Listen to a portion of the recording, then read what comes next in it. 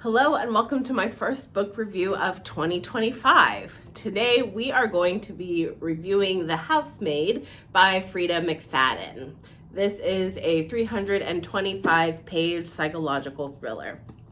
I am a reader, but I'm also a writer, so there are likely to be spoilers in this review. So if you haven't read the book and you want to read the book and you don't want to know what happens in the book, then don't watch this review, or come back after you've read the book and re-engage. But I'm just gonna share some of my thoughts about this book. So for those of you who don't know what this book is about, I will read the back. Every day I clean the Winchesters' beautiful house top to bottom.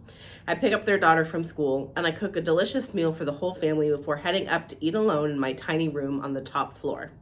I try to ignore how Nina makes a mess just to watch me clean it up, how she tells strange lies about her own daughter, and how her husband, Andrew, seems more broken every day. But as I look into Andrew's handsome brown eyes, so full of pain, it's hard not to imagine what it would be like to live Nina's life. The walk-in closet, the fancy car, the perfect husband. I try on one of Nina's pristine white dresses once, just to see what it's like, but she soon finds out, and by the time I realize my attic bedroom door only locks from the outside, it's far too late. But I reassure myself. The Winchesters don't know who I really am. They don't know what I'm capable of. I'm gonna say that this jacket copy, to me, doesn't entirely represent the book. If after having read the book and rereading the jacket copy, I see how we got to where we got, but I also feel like I had a different expectation going into this book than the reality of having read the book, but that's okay. So the book opens with a prologue. I'm going to skip the prologue because I feel like that tells you a bit about the story. And even though I said there would be spoilers, I'm not going to try and ensure there are spoilers. So the first full chapter, we meet the main character, Millie, who is interviewing for a housemaid position. She is a young mid-20-something, blonde, white, attractive female, attractive per what the book says, who has intentionally made herself look frumpy for the interview, so she looks non-threatening because she's applying for a live-in housemaid position. So she'll be cooking, she'll be cleaning, she'll pick up their daughter from school, etc. So that's the main character. What you find out very early on, so this isn't a spoiler, is that she has recently, probably within the last year or so, finished a 10-year prison sentence. So she had found a job, got fired from that job, got evicted from her apartment, is now living in her car, which is why she is applying to this housemaid position. This housemaid position is with a very wealthy family, the Winchester. So you have Nina Winchester, the mom, you've got Andrew Winchester, the dad, and then Cecilia Winchester, who is the daughter. Nina and Andrew are like the two other main characters. Cecilia is a secondary character. She's important to the story, but she doesn't factor in all that much. In my perspective. And then you have Enzo, who is the gardener, who always seems to be gardening in the Winchester's lawn. He is employed by a lot of the families in the area. This is set on Long Island, but for some reason he seems to spend 2 to 3 times as much time in the Winchester's yard.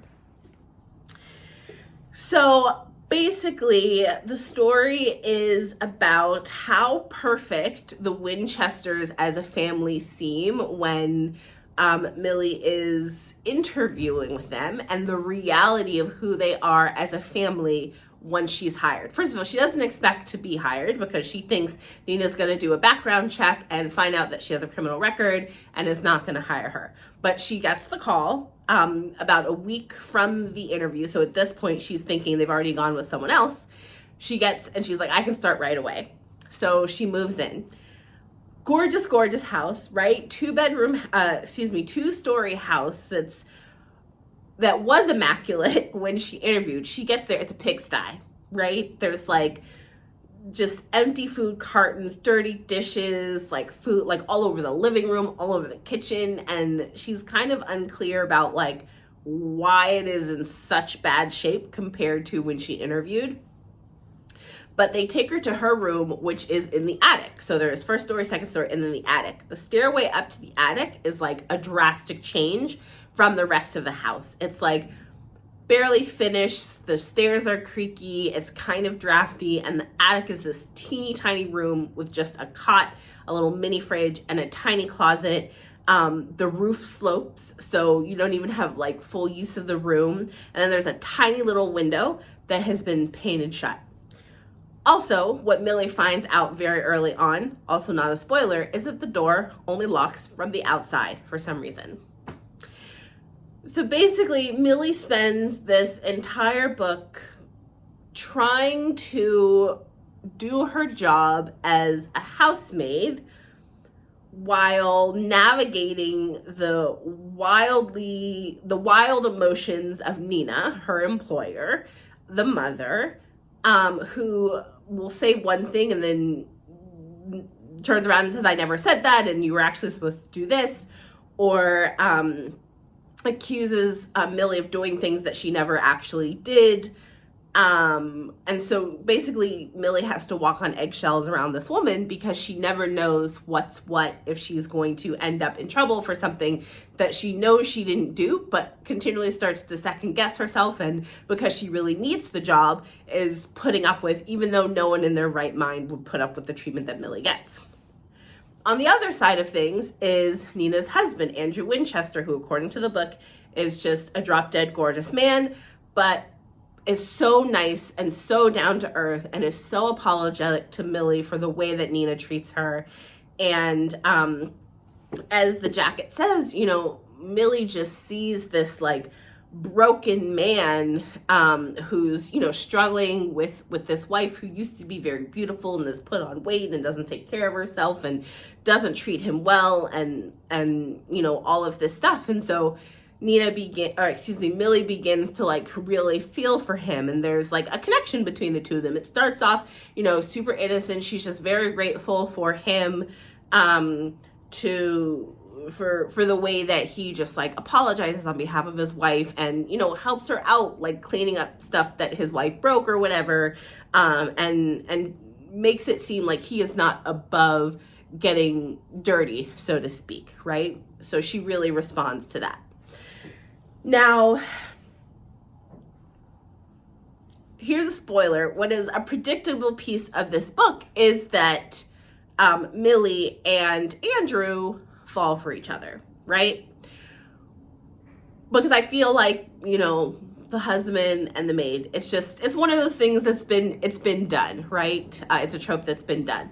What I will say, though, is that in U.S. media, and I say that as someone who watches a lot of media from Asian countries, especially Korea, who Koreans could tell a great story, okay? A phenomenal story. In U.S. media, we often tend to, like, lead with sex, right? And that is, you know, you'll start watching a show in episode 1, 2 characters are going at it, and we're supposed to now believe that these 2 characters are into each other because they've had sex, even though the writers of that show haven't done anything to build any type of romantic, physical tension, sexual tension between the 2 characters.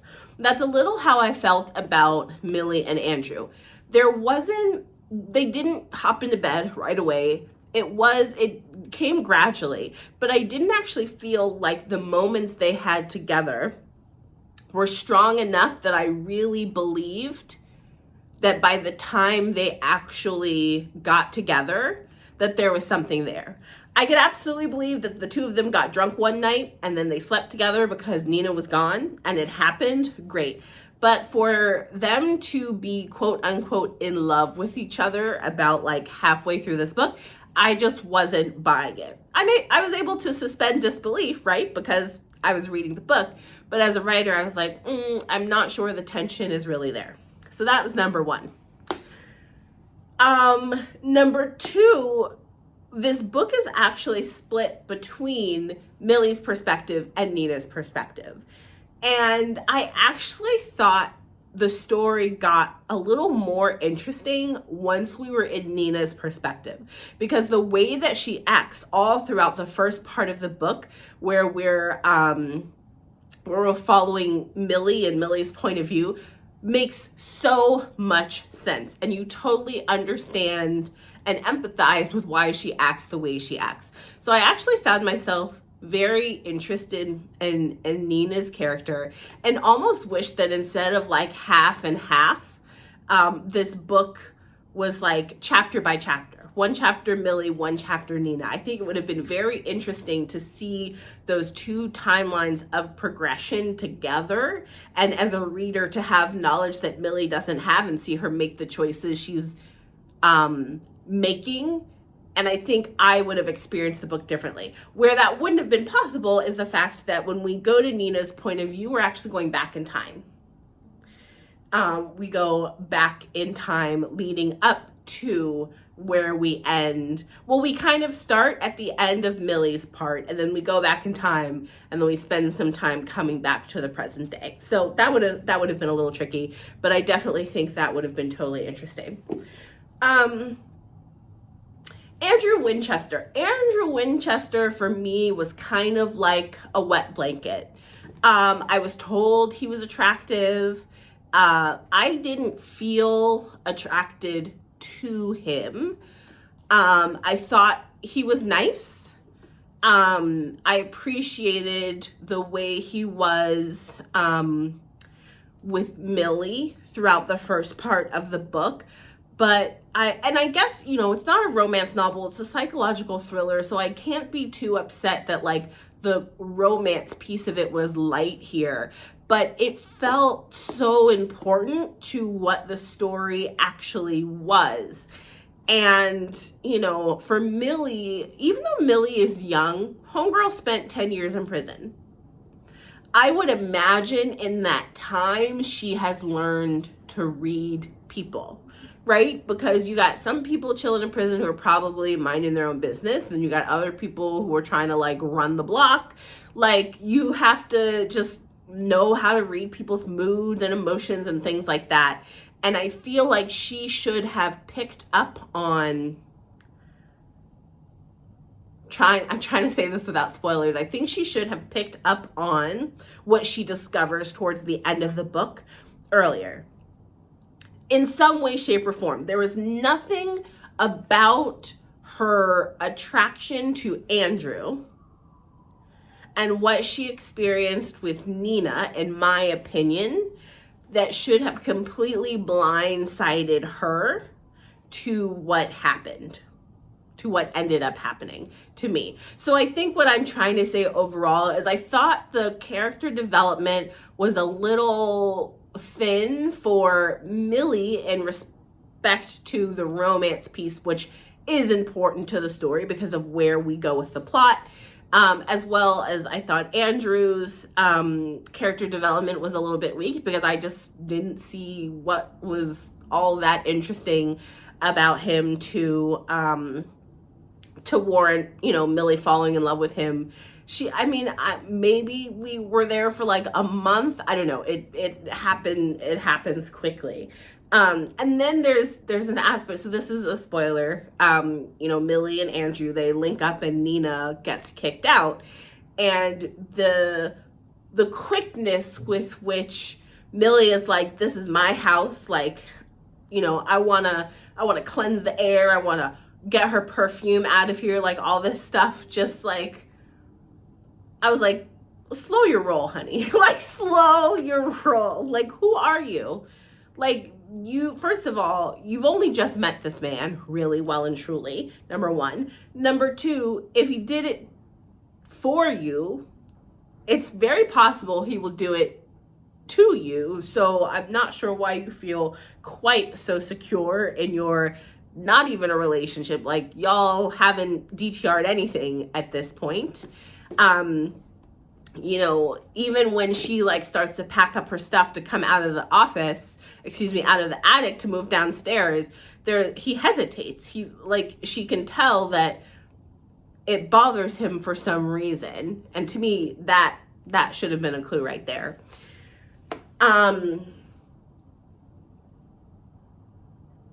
the end of the book, so the twist that comes in the book, I think Nina is the best written character, because I went through like seeing her as someone fairly warm and friendly in the interview to thinking she was maybe bipolar or schizophrenic or something throughout the book. Watching the way that she acts and questioning myself, like, is it jealousy that's got her? Is it insecurity? Like, she was the one I had the most questions about, that I was most interested in understanding. Maybe it's my, psych degree working, but I was like, I need to know what's going on with her. So when the twist comes, for me, I wasn't expecting it, and I was invested in wanting to know how we got to that point. I think Nina as a character is flawed, which we see in her reactions with Enzo. Remember, Enzo is the landscaper. He winds up having a fairly pivotal role towards the end. And he really highlights some of the flaws within Nina, but also in the end, Nina turns around and quote unquote like does the right thing, which kind of redeems her in this situation. And the book kind of comes full circle. So where we start with the prologue, we end there in the last chapter before we get to the epilogue, and then the epilogue sets us up for the further books in the series. So overall, I would say Nina's the best developed character. Could have been stronger development for Millie and Andrew, especially as they relate to one another. I know I didn't really talk about Cecilia, the daughter. She was mostly used as a device by the mother, more so than her kind of being autonomous as it relates to how she functioned in the story. I thought the plot twist was interesting as it relates to Nina's character and wanting to know more about her. There was definitely predictability between, Millie's character and Andrew's character kind of like hooking up. And then the end, I think what's going to happen once you get into the second, like the last quarter of the book, because of the prologue. I honestly think you could have done without the prologue, but the prologue, like I said, does turn it. It does help you come full circle. But I think you kind of expect the ending once you get there, and there's really nothing else that could happen, right? Like if it ended any other way, like Millie would be dead, Nina, Mike dead, who knows? So I think that that might have been a spoiler, sorry in advance. But I think it had to end that way, otherwise that's what I should have said. If it ended any other way, you wouldn't be able to write any more of these books, right? I'll say that. I would read the rest of the books, because now it's kind of like, now you've got this idea of a woman who's trying to find a job despite her criminal record, who is now being recommended for jobs because of her criminal record, and potentially having a unique set of skills that she can make use of to help folks. What's interesting is I didn't experience Millie as any type of altruistic person within this first book, especially with how quickly she was to kick Nina out of her own house, etc. So it'll be very interesting to see if there's additional character development that comes in the future books that explains why she would actually go that route for other people. She does, like I said, she doesn't seem like a bad person. And there is something in her past where she does help out someone, a friend, but that backfires on her And considering her circumstance, seems like she would, just keep to herself a little bit, which is kind of what she had been doing up until the start of this book. So overall, I mean, I'd recommend it. I read it in a day, so it's an easy read. It's not going to take up a lot of your time. And like I said, maybe I'll pick up the next book and have that next one for a review as well. But that's it for my first review. It's a little long. I'll try and cut it down. But hopefully you enjoyed it. If you read the book, would love to hear what you think.